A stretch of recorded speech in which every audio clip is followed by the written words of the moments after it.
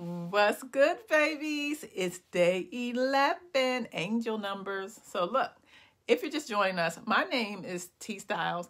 I'm an urban fiction thriller writer. I own and operate the Cartel Publications, and we've been doing our thing for 2008, honey. And I own and operate the Elite Writers Academy, where I teach writers how to build their book empires using story strategy and marketing magic, because there's nothing like writing your book and not getting a coin. So if you want to be a part of that, join the Elite Writers Club via the Elite Writers Academy. The link is in the description. Okay, so this is our day 11 on our How to Write a Book in 30 Days, and it's based off my book, The End, How to Write a Book in 30 Days, okay? And we always start with a quote, and then we get into the lesson, and then we get on with it. Today's quote says, "The character's attitude is more important than the plot." Stephen Cannell. So since we started, I've been stressing the importance of building strong characters in an effort to make a bestseller. Now on your 11th day, I want you to go into a little bit more detail. As always, don't be concerned with going with every minute thing, okay?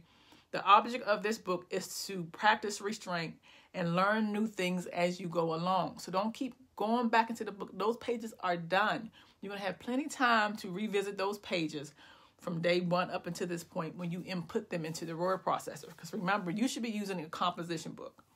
And I want you to use a composition book because I want you to not have any distractions, okay?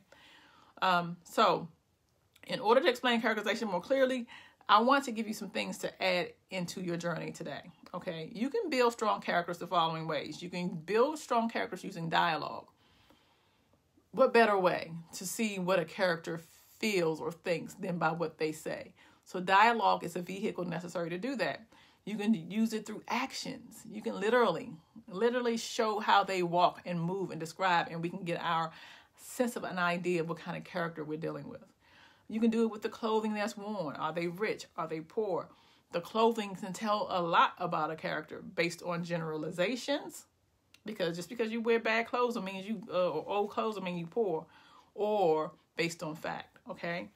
You can do this based on the character's physical attributes. You know, if they have a limp, if they're big, small, tiny, are they famished? So do we see signs of malnutrition? You can use characters' attributes to show this.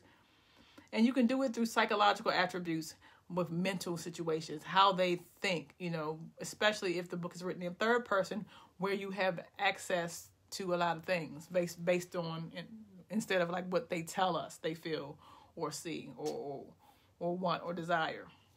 Over the next few days, we will break down each point above, but today I want to discuss dialogue, okay? For me, one of the easiest ways to go through characterization is through dialogue, okay? Now, I talked about this on my Instagram. Dialogue is so important, but when you're writing dialogue, make sure that you do a few things. Number one, make sure that you are at least listening to other people, that you are at least being present when you're talking to other folks, that you are at least being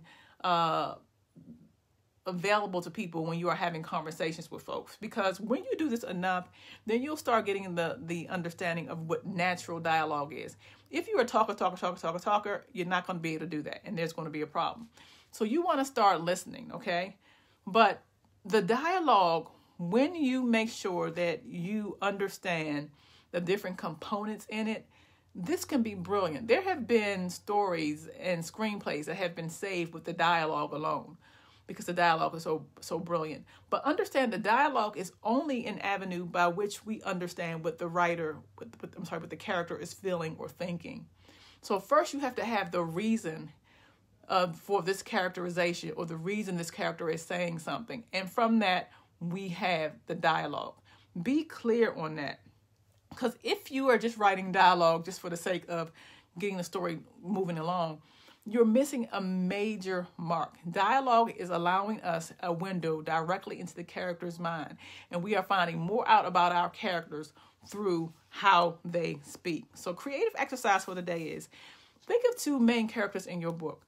Think about how different they are. And then write a brief dialogue scene with them. And then just away from the book. Just write the scene and then see how it feels. And after you write this scene, I want you to read it aloud. Is it on point, or do you need to change some things?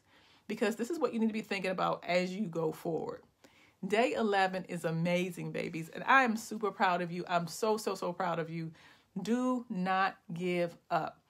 Allow your creative energies to flow and become a bestseller, because you can do it. Trust me, I know it. I've done it. I continue to do it.